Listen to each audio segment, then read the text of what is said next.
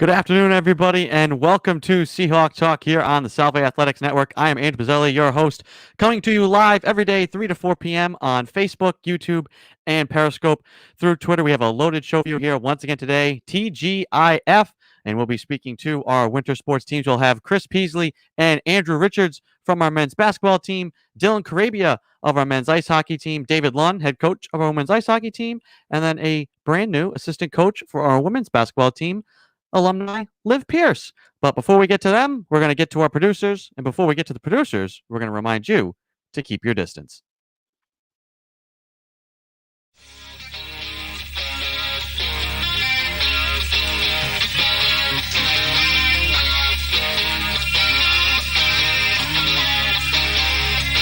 Better keep your distance. Better keep your vanity. Better keep your distance. Better keep your vanity. Better keep your distance. Better keep your vanity. Better keep your distance. Better keep your vanity.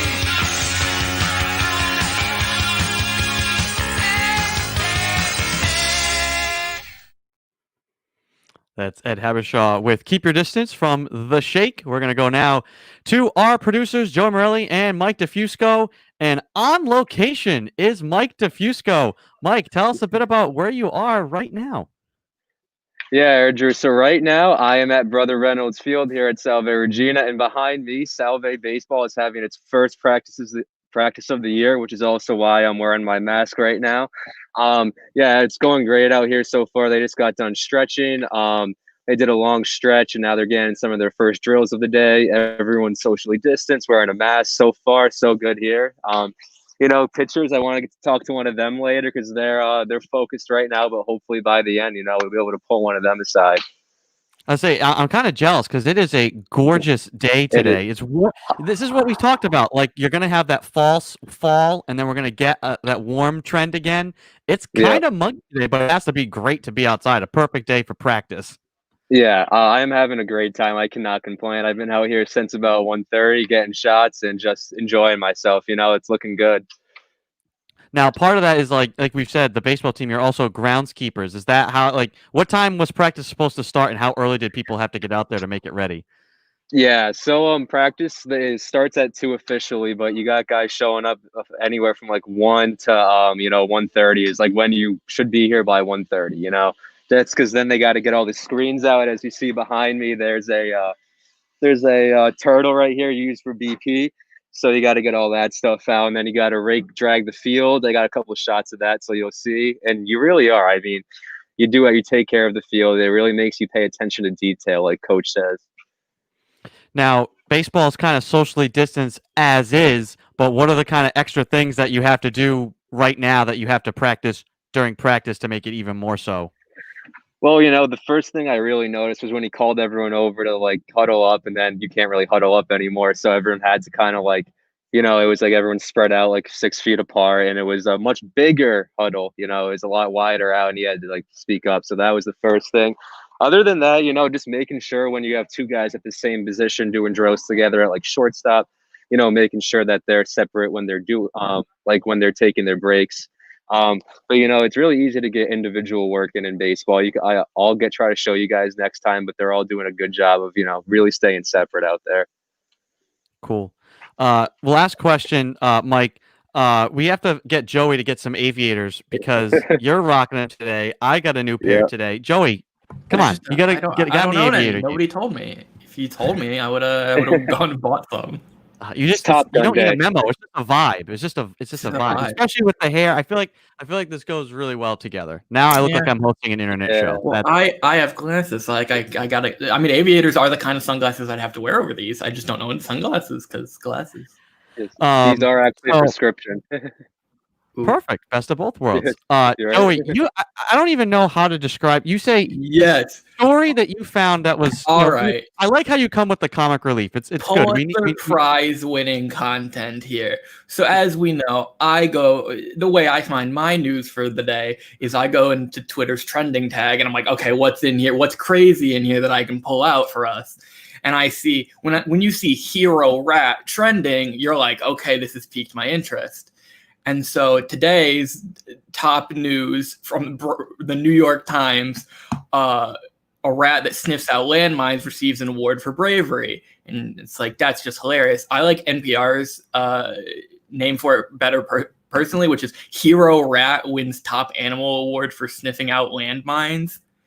And yeah, it's in Cambodia. It's 5-year-old African giant pouched rat, Magawa, got some sort of gold medal. I was trying to find the name. It doesn't have a name, I guess, from Great Britain. I don't know why Great Britain is giving this rat an award, but they gave the rat an award for sniffing out 39 landmines and 20. Oh my gosh. It's, what was it? What did they say? 1.5 million square feet of land that they've sniffed out. And they're just like, it's wild. And I just love all of the tweets. Everyone's just being like, this rat is showing Ratatouille up. I mean, Ratatouille is a chef. This rat is saving lives. Yeah, and they're like on the NPR one, I would definitely recommend reading it because I'm telling you, it's Pulitzer Prize winning content here.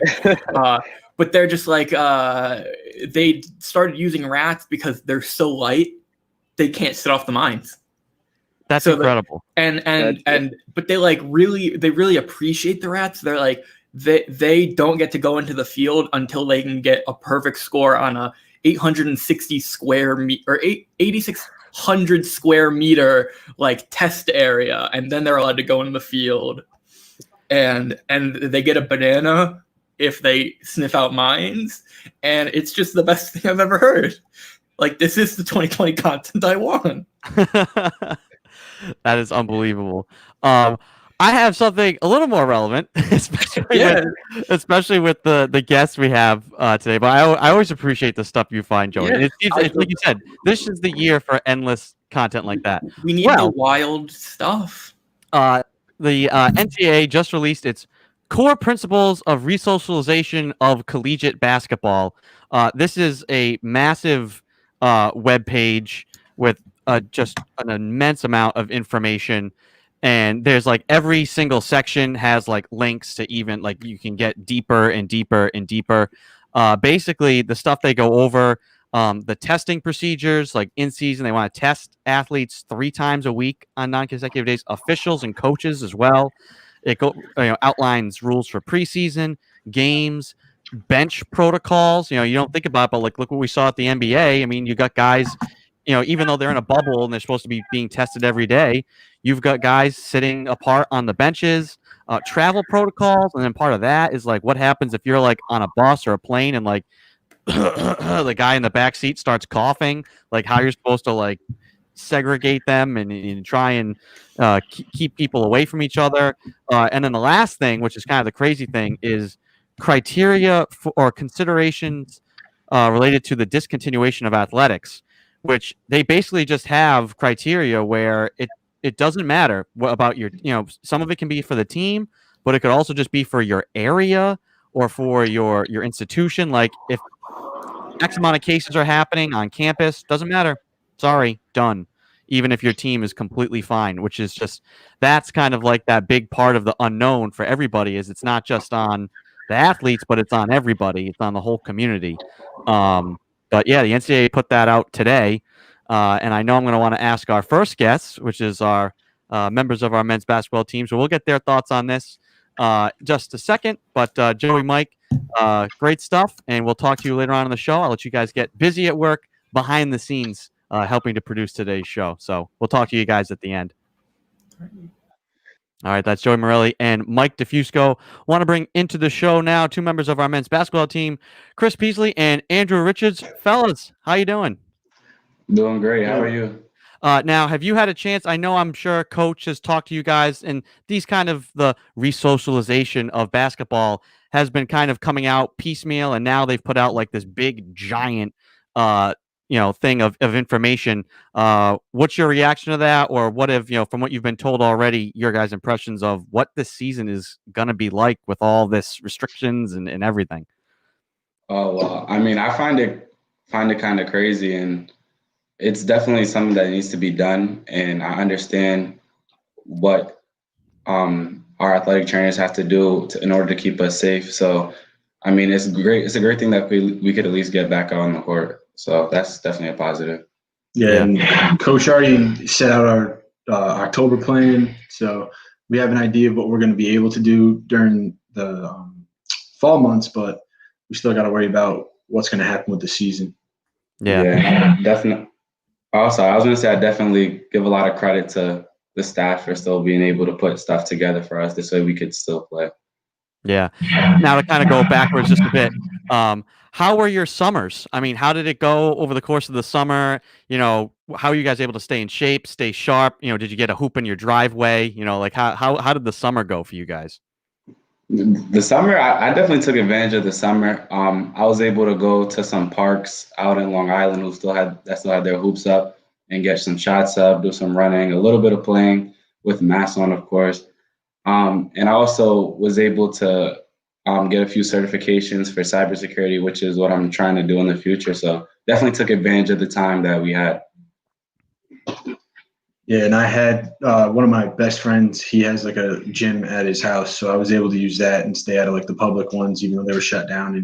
And he has a hoop at his house too, but because the town took down the rims at my local courts.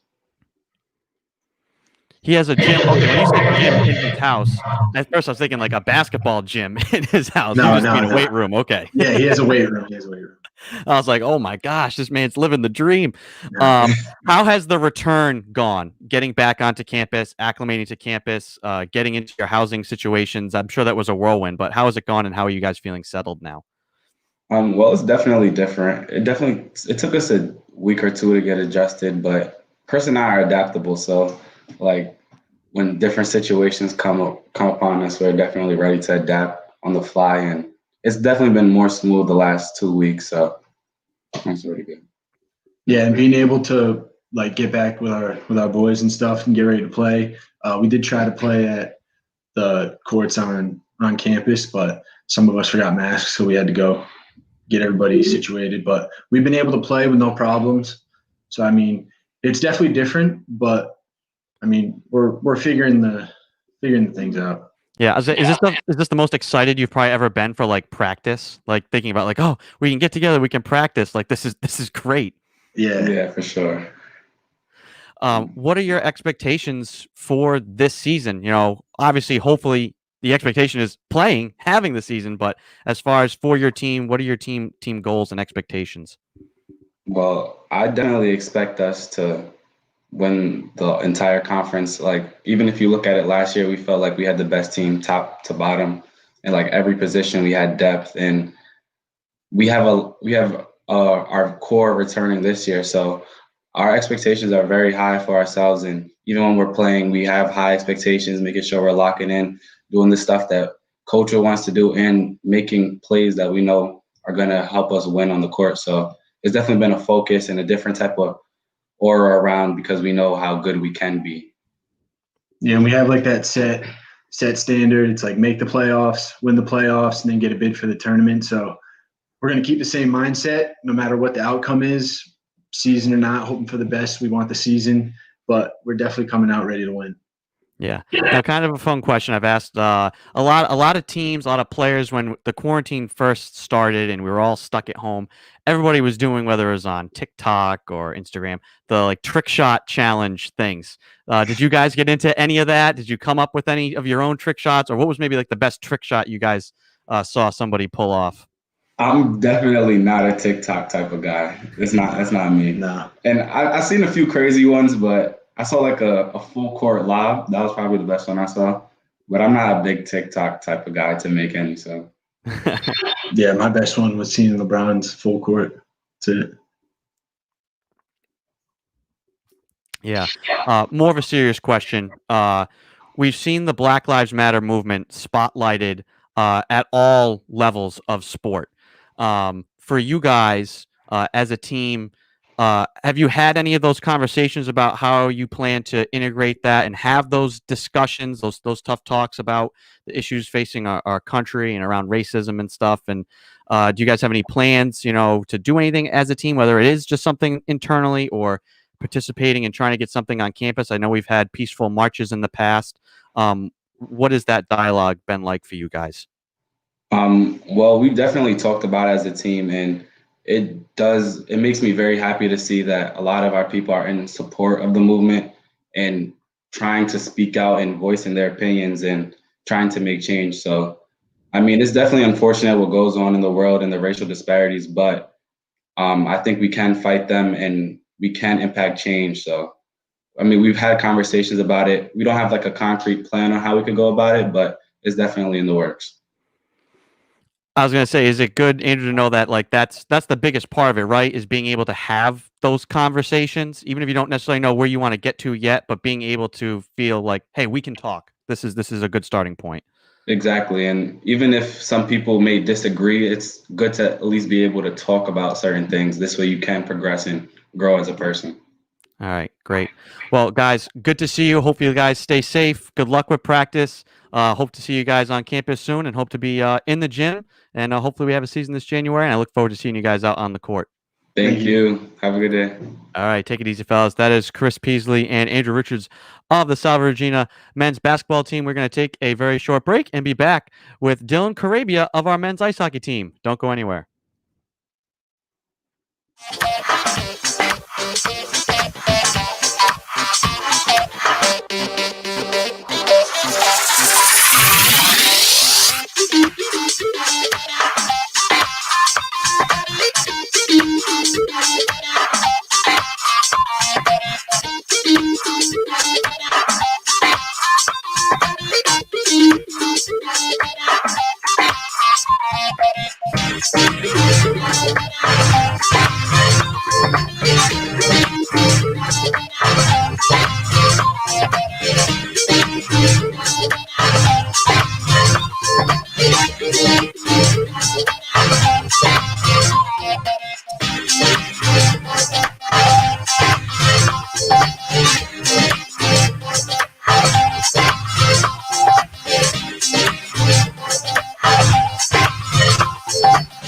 All right, welcome back to Seahawk Talk. Andrew Pizzelli here, ready to welcome in our next guest, Dylan Carabia of our men's ice hockey team. Dylan, how are you?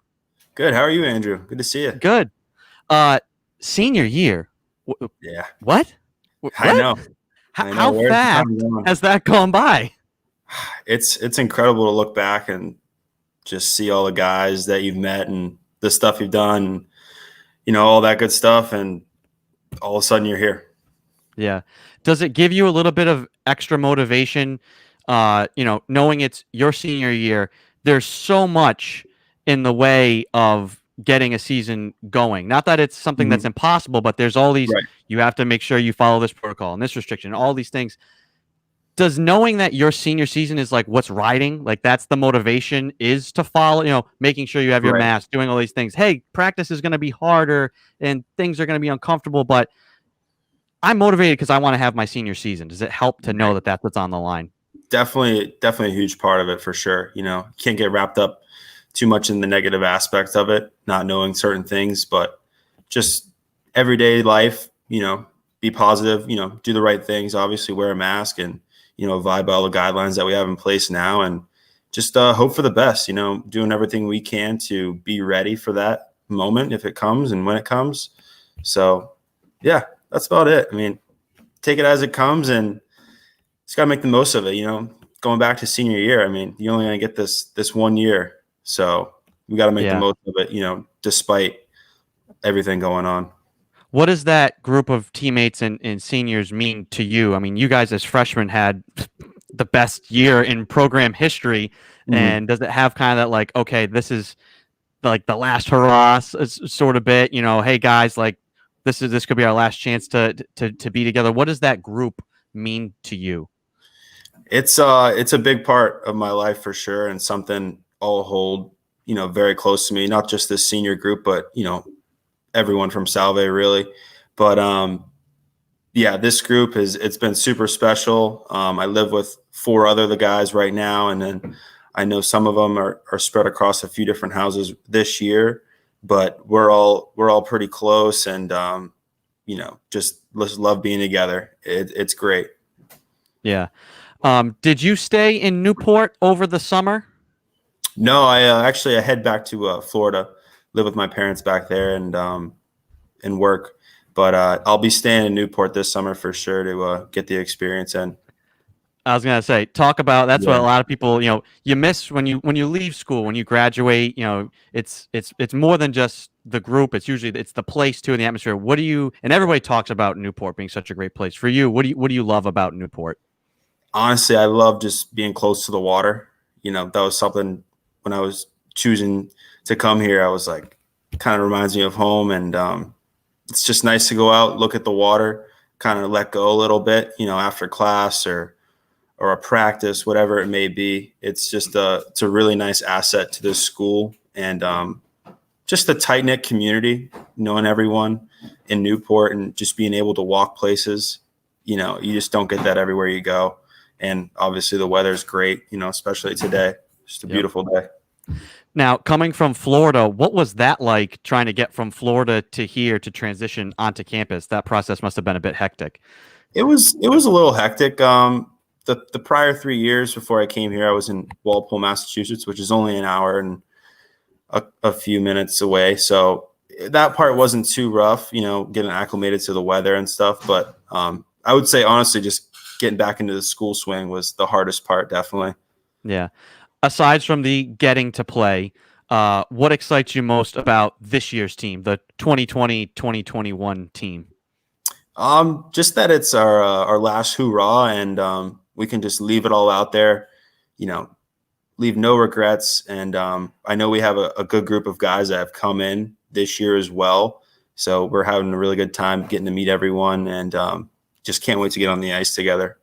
Yeah, that's what I was gonna say. We just the Newport Daily News did a feature on the boys from the North. Yeah. What are your initial impressions of those freshman recruits and what they can add? You know what it is. You guys were freshmen who added to like kind of a veteran team, and Right. it took you guys to a national championship. Now it's kind of the other way around. How do you guys have an appreciation for? Listen, freshmen, they're not here to steal our jobs. These guys can help us. Like this can make us a team that can elevate to that next level. What are your initial thoughts on this incoming group? Oh, I think they're great. Not only just the Canadian guys, but the others as well. They're all really good guys. They're here for the good reasons of they want to get a good education and they want to play for a good team. And it's been good so far. It's hard to get around to everyone with some of the restrictions in place and things like that. But we're getting there, making the best of it. Right. Yeah. But they're all really good guys, and can't wait to get to know them better. Yeah. What's it like living with the president? The SAC president. Does he make you play Hail to the Chief every time he comes into the room? No, not at all. I got a lot of respect for Paul. He's definitely got a lot on his plate, and it's cool to see all the things that SAC is really involved in. Sometimes you just hear about it here and there, and give them a hard time every once in a while, but it's great what they do, and I respect it a lot. But it's funny, it's gotta let them have it sometimes. Yeah. I was like, do you guys joke? Do you call him Prez? Has that brought him any nicknames? You can't go unscathed with being the SAC president, that's for sure. You kind of alluded to it there. Kidding aside, we're talking about Paul Budasov, the president of the Student Athlete Advisory Committee, SAC. Talk a little bit more about, they are doing a lot of great things on campus. I think, were you a part of, I know they just did a video about, trying to, showcase all the social distancing and that sort of stuff. Yeah. We were, he was just brainstorming one night of, different things they could do for a video and whatnot. And then a couple of us were just spitballing ideas, and kind of one stuck of, the scenario that kind of played out in the video. And he asked if we could be a part, an extra or so. So my other roommate and I, Tim, joined him. So it was funny to see how it worked out. And I think Ed and you did a really good job editing that and, making the final product. It looked really good. Yeah, we'll probably get a chance to show this here in the break. Last question for you. Have you had a chance to watch any of the Stanley Cup? Oh yeah. Love it. It's I'm sad it's coming down to an end, but soaking in every game for sure. It's been unreal to watch. You're a Bruins fan, right? I am a Bruins fan. Yeah. I'm rooting for the Stars because I want Okay. to prove that a backup goaltender can Yeah. actually win you a cup and that we don't need Tuukka. That's funny. Yeah, I got to say I'm rooting for the Lightning right now just because of my Florida roots. But Yep. My main team is the Capitals. But tough bounce there. Yeah. Well, Dylan, great to see you. Look forward to coming out, getting to see more of the team. Glad you guys are all on campus, coming from the far reaches of North America. Everybody's in Newport now, and excited for what hopefully should be a great season. Look forward to speaking to you again soon. Thanks for coming on today. Thanks, Andrew. Have a good one. You as well. That's Dylan Carabia of the South Virginia men's ice hockey team. We're going to take a quick break and be back with David Lunn of our women's ice hockey team. Don't go anywhere. So you want to be a Seahawk? Let's make sure you wash your hands, keep your distance, wear your mask, and love your Seahawks.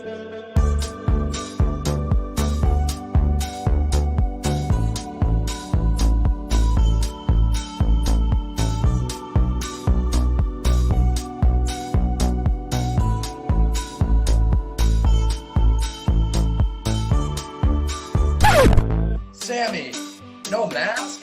Come on, Sammy. I know it's pumpkin spice season, but you can't bring drinks to class. We have simple rules here, Sammy. Get out. Come back when you can follow them. You got to take care of yourself and others, even if you are Sammy the Seahawk.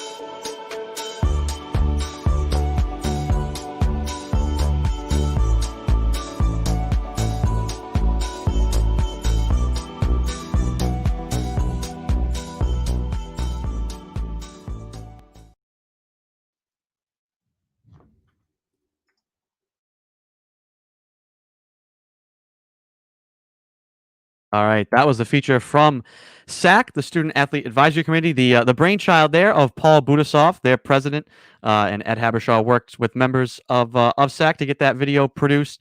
Really great message to everyone in the community, just kind of showcasing everything that we're trying to do here at Salve, and how it's not that hard. You got to wash your hands, keep your distance, wear the mask. Just starting to make it routine, and that'll keep the ship afloat, so to speak. So great work by them. Awesome little video. And we're going to turn now to the head coach of our South Virginia women's ice hockey team, David Lunn. David, great to see you. How's the past week been? We talked last week about adjusting, settling, all that sort of stuff. You were piecing together the office as we spoke last week. So how's the past week been for you? Yeah, it's definitely picking up pace for sure. With all the sports moving into phase 2 and trying to get everything in order and mapping out the next week beyond that, and months to go. So it's just kind of picking up speed for sure, shifting into a higher gear. Yeah. For those who maybe hadn't listened before or haven't heard, explain what will phase 2 encompass, and then how long does phase 2 last? So it incorporates a little bit more in terms of individuals allowed to participate in distancing, and it encompasses for us in ice hockey, more girls on the ice, in bigger pods with less distance. And then phase 2, I believe it's don't quote me on this, but I think it's a month or 2. I'm not sure exactly. I still have to go back through all the details of each phase, but that's kind of the specifics of it. Yeah, I'm sure you're just swimming in paperwork. Like there's probably so many dates and numbers and everything just flying around your head. So you mentioned ice time. So is ice down now? Have people been able to get out and get on some ice yet? I believe everyone's going to have their ice down here within the next week or so. We're still working on specifics of which arena. There's a lot of protocols with each rink, so we're still working through all of that right now. But I think URI's goes down this week, and this week St. George's something similar. The Abbey I'm not 100% on either, but yeah. Is that a possibility where you could have different groups going at the same time at different arenas, or hey, one day we're at St. George's, one day we're at the Abbey? obviously there are a couple of sheets available. How does that that must be another added like scheduling type of thing. Yeah, it's definitely a possibility. We're working through a couple different options right now. Like I said, there's a lot of protocols in place with each rink. Each rink's kind of is following state mandates and then kind of following their own guidelines. So it's a little tough right now to navigate. It's a little tough right now to schedule as well, just based off of all the information that's coming. So a lot of moving parts, and as you can imagine, everything's very fluid. And some things are set, and they change the next day. So it's like I said, very fluid. Yep. Along with all of this whirlwind of planning, hopefully you've had some free time. You've mentioned before you like to surf. Did you get out on any of the waves with Hurricane Teddy going by? I know the surf was up pretty high here, and I saw a number of people dotting the water, some of them unsuccessfully. Were you able to get out on the waves at all this past week? Yeah, I was fortunate enough to kind of carve out a little bit of time. I made it down to Matunic a couple days when Teddy peaked there, and Tuesday evening I was able to scoot out for a bit, and it was it was just shy of epic. It was actually really, really great day to be on the water. Yeah. What do you love most about surfing? You know, some guys it's just about, or girls, it's about just going out there, kind of getting the communal. You know, I see we joke in Narragansett, we call them the ripple riders. They're just sitting there, they're just floating. They just want to be out there and be in the water for 4 hours and never take a wave. Some guys, it's about waiting for that 20-foot behemoth, and they're going to try and conquer it. And even if they break a shoulder, for you, what do you use surfing for? What do you like most about it? Well, that's a good question. Yeah, I think I like the challenge of it. To be honest with you, it's something that I grew up in Michigan, and even when I was growing up, there was the concept of surfing was to the ocean, to the West Coast. Now there's actually a community in the Great Lakes. But first time I went in the ocean, I had an opportunity to surf and was instantly hooked. I was terrible at it. It's definitely a very challenging sport. I think it's one of the toughest sports I've ever done. There's just so many elements that come into play, and it's such an unnatural thing that you rely on the environment to kind of give you. So it's very ever changing, and then just your ability to exist in it and trying to overcome a lot of difficulties, I think is what most excites me. And then when you actually do surf, if you will, ride the wave, you're able to conquer or exist within that moment. So that challenge is what really excites me and gets me going every time I jump in the water. So you like when you see, is there a point though where there's a big wave coming? If it's that like perfect storm wave, you're like, uh-oh, maybe I bit off more than I can chew. Or do you see the perfect storm wave coming and say, all right, here we go. No, I'm taking this one. You get excited. Yeah. I mean, I kind of, I like to just go for it a lot of times. And often, it's met with, disastrous consequences. I just kind of charge it, as a term, charging it. I just go for it. Sometimes, you're not going to make it, or you're going to pearl dive or really catch a nose and ear full of water. But, sometimes you're met with reward, and you kind of, you make the drop and you make it out the shoulder, and it's a sweet little ride. So, but yeah, absolutely. There's definitely instances where you're just like, this is more than I can chew, or I've made a huge mistake. Yeah, and it instantly. And you're just scraping to get out the back of the wave so that you're not caught in the inside, and you're paddling for the next 5 minutes trying to get out of the impact zone. Yeah. Now, just out of curiosity, I've never been a surfer. I'll go and I joke, I call it fighting Poseidon. I go and I battle the waves with my fists and jumping over and swimming through them. I'm a skier, not a snowboarder. I've heard a lot of comparisons towards learning how to surf is like learning how to snowboard because you just take so much punishment. Do you snowboard at all?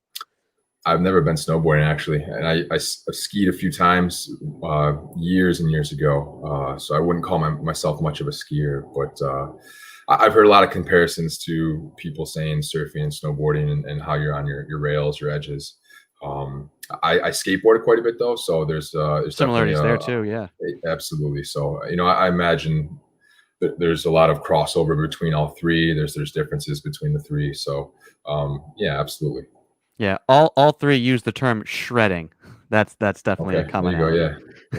Yeah. All right. Well, David, great to see you. Look forward to talking to you You as again well. next week, and For enjoy the rest of sure. your week and your weekend. Hopefully, get You out got there it. and shred some more. There you go. Shred it up. All right, buddy. Talk to All you soon. right. Take it easy. That's David Lund, head coach of our South Virginia women's ice hockey team. We're going to take a break and hopefully be back with Liv Pierce, assistant coach now with our women's basketball team. We'll be right back.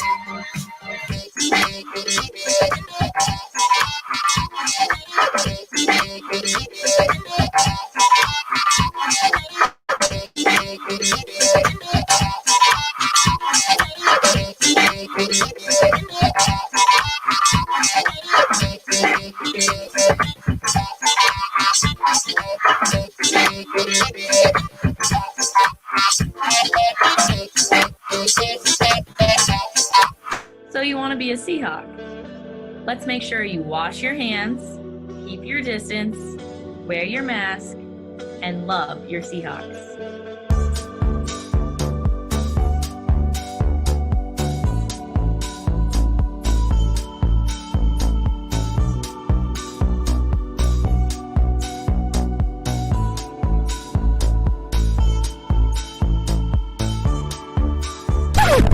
Sammy, no mask? Come on, Sammy. I know it's pumpkin spice season, but you can't bring drinks to class. We have simple rules here, Sammy. Get out. Come back when you can follow them. You got to take care of yourself and others, even if you are Sammy the Seahawk.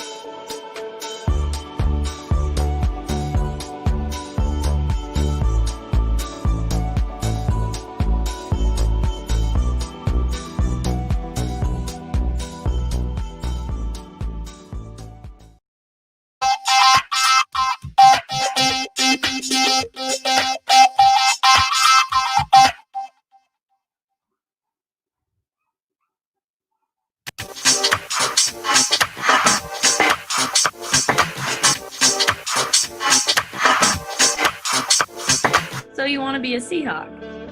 Let's make sure you wash your hands, keep your distance, wear your mask, and love your Seahawks.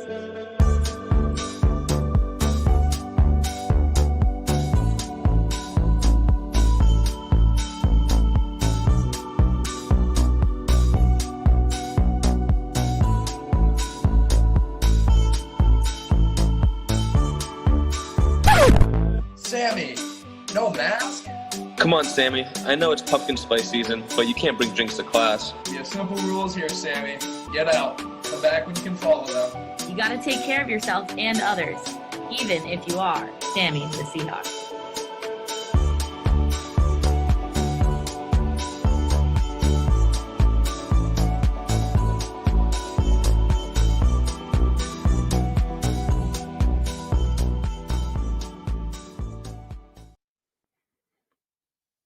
All right, welcome back to Seahawk Talk. Now to our final guest, Liv Pierce. Welcome to the show. How are you? How are you? Good. How are you? I'm good. I'm good. So I gotta ask you first. It feels like just yesterday that you were here. You were in uniform. You were playing. How fast has it gone by since then? And what have you been up to? What has Liv Pierce been doing up to this moment? That's a loaded question. No, it's definitely gone by super fast. I think about it all the time, actually, and I've been obviously talking with Coach lately, and it's just weird looking back, seeing people I played with that are now seniors. It really is crazy how fast it flies, especially when you're out of it. But for me, mostly, I've been teaching. So last year I taught at Pell Elementary School in Newport. So I'm local, I'm around here. And this year I'm teaching 4th grade distance learning. So obviously teaching's a little different this year because of everything happening with COVID. Definitely keeps you on my toes. Yep. I still go into the school, but every grade sort of has a designated teacher that teaches remote for kids who don't want to come to school. So that's what I'm up to now.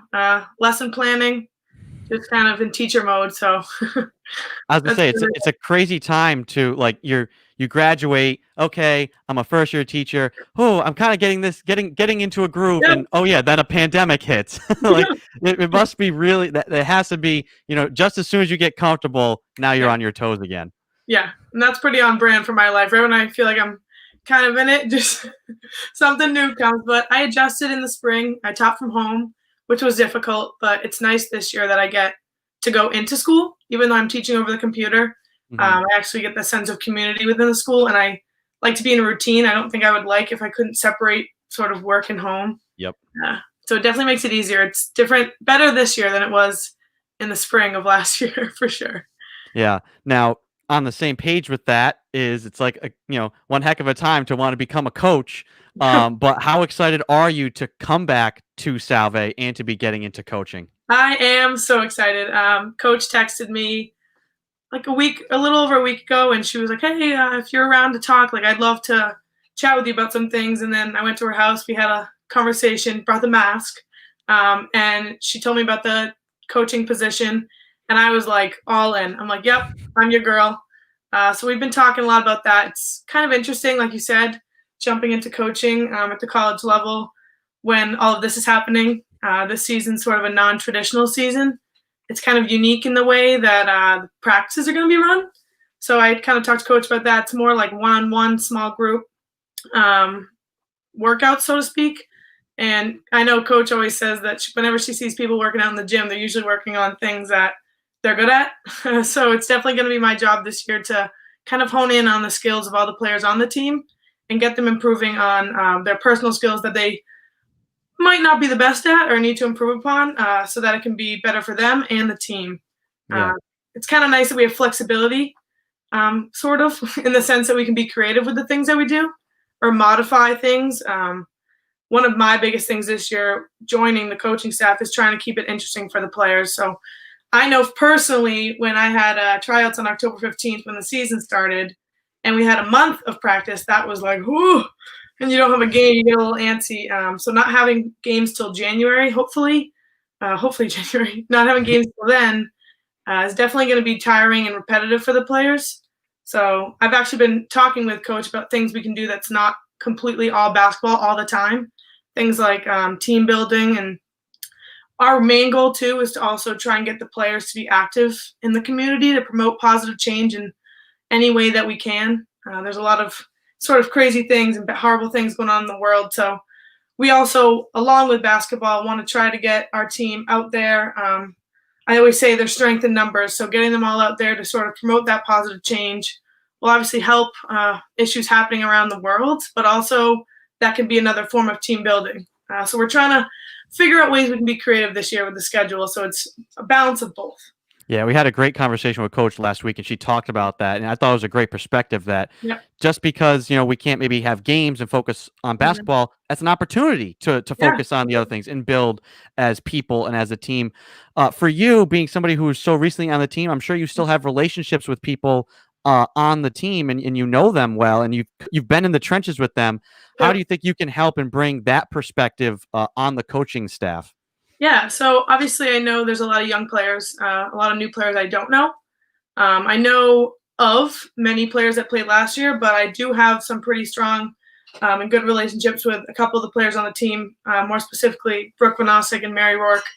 I was their upperclassman for 2 years, so I was 2 years ahead of them.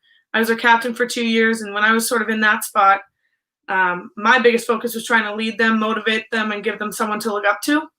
And I have always had a connection with them, whether it's in basketball or really outside of basketball. And I'm excited this year to kind of get the opportunity to do it now again, but sort of in a different way. They're both super talented players. I really love them as players and friends. And I know this year is going to look a lot different for them. I was lucky to start with the same four that I had, and graduate with those, our sort of Fab Five, we called it. And we had a great senior year. And obviously this year looks different without as many games and kind of the crazy practice schedule. But it's my job to sort of make this experience the best it can be, because I know that's what I would want if I was in their shoes. I think it's really important just to keep their kind of spirits up, motivate them, but also push them because, like I said, I don't know many of the players and I haven't seen what they can do yet, but I know what Mary and Brooke are capable of, and I know that they can do even more. So I'm going to really be on them this year, especially those two, trying to push them to get better, but also to enjoy it. In talking with Coach, we both used the same word to describe you, and that was energy. You brought energy on the court. I expect you to, it's apparent now, you're going to bring that energy to the coaching staff. Now, Coach says that she's really going to welcome that because that'll help her kind of dial back. She won't have to have as much energy all the time because you can be bringing that energy. Do you think that's realistic? Do you think there's any way Coach Hughes is going to dial back the energy? No. I hope that me being there will ease some of that stress that she might have. But yeah, there's no way. She's like full like foot on the gas, full throttle, 24/7. But I definitely think more so for the players, having another voice, especially female voice and young, someone that they know and can relate to, will definitely help. It can get a little, and Coach said this, and she obviously knows we say, it can get a little tiring and like hearing the same voice over and over telling you what to do. Yep. So I think it'll be nice having sort of different perspectives too, and different voices kind of instructing them and leading them. Yeah. Having that energy, I know you were a very competitive player. That competitive nature really never goes away. For ex-athletes, I know for myself, a way to kind of stoke that fire still is to get into coaching. Was that a motivator for you? You feel like I still got so much fire. How can I get this out? You know what? I'm going to coach. Was that a big motivator for you to want to? Yeah, of course. So I think Coach mentioned this to you last year, actually. Carabia and I coached a middle school team. And that was a whole lot of fun. And we also played in the women's league, which we ended up winning because, again, competitive. But, yeah, I jumped into coaching last year at middle school. Absolutely loved it. Again, I just, like, once basketball ended, I felt like I still had more to give. Yep. And now it's even cooler because I can sort of be not aggressive, but a little more into it with the older kids, more so in my age range. Because with middle school, you can be tough and you can be aggressive and you can be into it, but you have to sort of. You tell me you have to have a different coaching style for like 20-year-olds versus like 13-year-olds? Yeah. 10-year-olds? Yeah. It was last year was fun, but again, different. So I'm really excited for this year to sort of be around everyone, also be back at Salve. I never thought I'd really be back on like the basketball team, so to speak. So that's super exciting. And ever since I had my conversation with Coach, I've just been all smiles because I really just can't wait. I think it's going to be awesome. In a way, starting, you coached a little bit last year, but really starting your coaching career, beginning your teaching career under these circumstances, do you think in the long run that's going to help because you can look back and say, wow, I got through that and now I have so much perspective and I've learned so much, basically trial by fire. Do you feel like it's going to make it easier and better for you when things kind of go back to the normal, so to speak? Oh, yeah, 100%. Like you said, if you can do it during this, I feel like these times you can do it whenever. And again, it started with the teaching. I remember this year I was kind of nervous, like new grade, didn't really know what to expect. But then I was like, okay, if I can get through distance learning and last year and we just kind of got thrown out of school and you had to figure it all out, I'm like, I got this. So I think that'll definitely help in the future moving forward with coaching or teaching, knowing that if I can successfully coach or teach through these times, that in the future it's going to make it much easier. So you talked about playing in a women's league. Did you play it all over the summer? Like in my town, they took the hoops down. It was so depressing. So I was like trying to figure out a way I could construct my own hoop in my apartment complex, like with plywood and like a basket. Did you get to play it all this summer? I'm sure like you'd never like. I could tell you want to have a basketball all the time. So how was this summer for you? Yeah, it's actually funny. So I had to go home. Obviously, once I moved out of my house in Newport. I was home for the summer back in Mass, in New Hampshire. My parents live up there. And my mom doesn't have a basketball hoop. And the hoops, like you said, they were like taken down. So I was like, oh my gosh. So I sometimes would walk the street with a basketball. But at my dad's house, I would work out in the basement. And I had my coaching bag of like basketballs. And I would just be down there like all morning just dribbling. And my dad was like, "What are you doing down there?" I'm like, "I'm just working on my game." And I would pretend to have a basket, kind of be doing like moves, post moves, but there was nothing to shoot on. But Yeah. it was just nice to kind of get back in it. But Yeah, I should have been working on my handle this whole time. It was a lost opportunity because now the rims are back up. I did joke though that my shooting when they took the rims down and I had to envision the ball going in, my shooting percentage went way up, way up. tried that because mine was low. All right. Well, Liv, great to see you. Looking forward to seeing the work that you can do with this team. Like I said, I know you're going to bring that energy and intensity, and I can tell you're really excited for it. Thank you for coming on today, and look forward to seeing you again soon. Awesome. Thank you for having me. It was so nice to be here. All right. That's Liv Pierce, assistant coach of the women's basketball team. We're going to take a very short break and then be back with the producers to wrap up today's show. We'll be right back.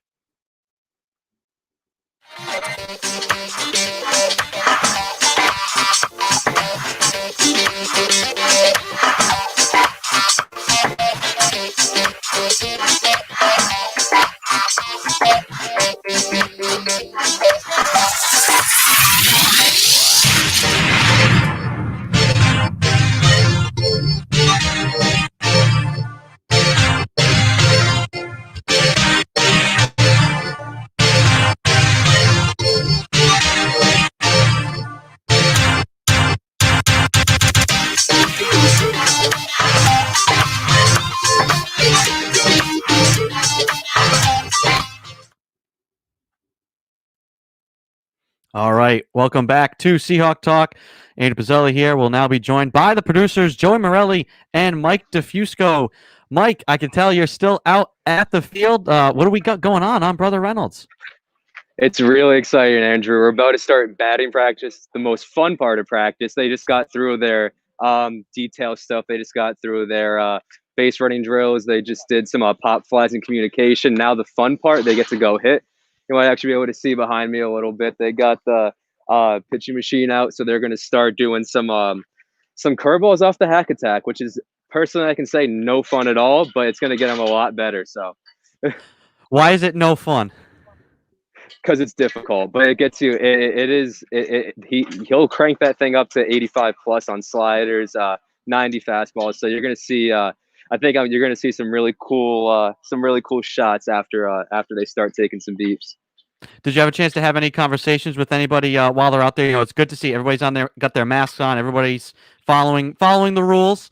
Did you have a chance to talk with any of the guys while they were practicing? What they have to say?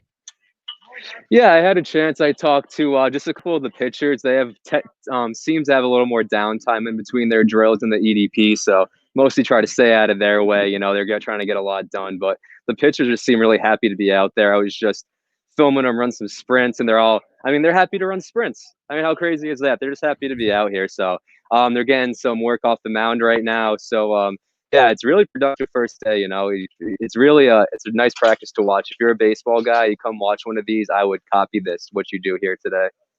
Now, normally it's the responsibility of the freshmen to move the turtle and to do a lot of the work. The freshmen kind of got it easy last year. You had only a 4-game season. Are the quote-unquote sophomores still being treated like freshmen, or did they get it easy? You know, they really try to have we're all one part of the team, no egos. Everyone's got to pick something up. Obviously, you might have them do the more, hard work, the heavy lifting. But no, yeah, they're still underclassmen, so I don't see why not. You know, we got 50. We got 3 fifth-year seniors now because of the COVID thing. We got catchback, so they're technically still freshmen when you put it like that, since they're all back here. All right. Now, I don't know how much of the show you got to catch, Mike, because you're doing great work out there, helping cover the team and bringing us this awesome setup. But between you and Joey, what did you guys like about today's program and what we got from our guests? I'll let Joey go on that one because I just caught the last half of that Liv Pierce segment, which I did like. But I'll let Joey, since he's been on. Yeah, true. I don't know.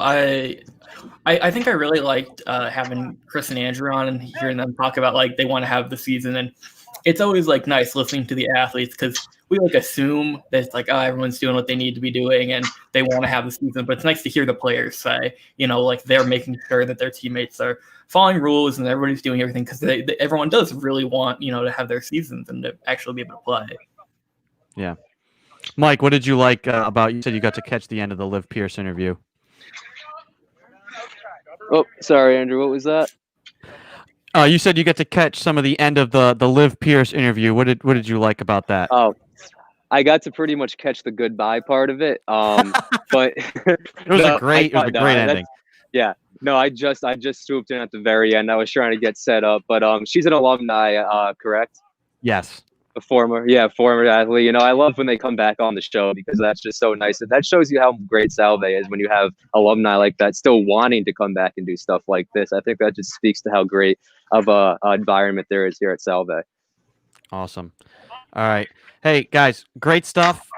We can end early because it's Friday and it looks gorgeous outside. So I want to go mask up and get out in that sunshine. Great work this week. Mike, I know you're going to continue to catch some. You're still going to be on the clock. You're catching some awesome footage out at baseball field, but I don't think you mind one bit, do you? No, I love it. This is a great time for me. All right, guys. We'll talk to you again. Enjoy your weekend.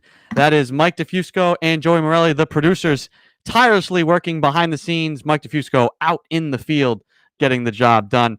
I'm your host, Andrew Pizzelli. Big special thanks to our guests here today. We had Chris Peasley and Andrew Richards from men's basketball, Dylan Carabia from men's ice hockey, David Lund, the head coach of our women's ice hockey team, and then we spoke to Liv Pierce there at the end, new assistant coach with the women's basketball team. We had a great week. We had another great week coming next week. Hope everybody stays safe, stays socially distant, stays responsible, and enjoys what should be a wonderful weekend.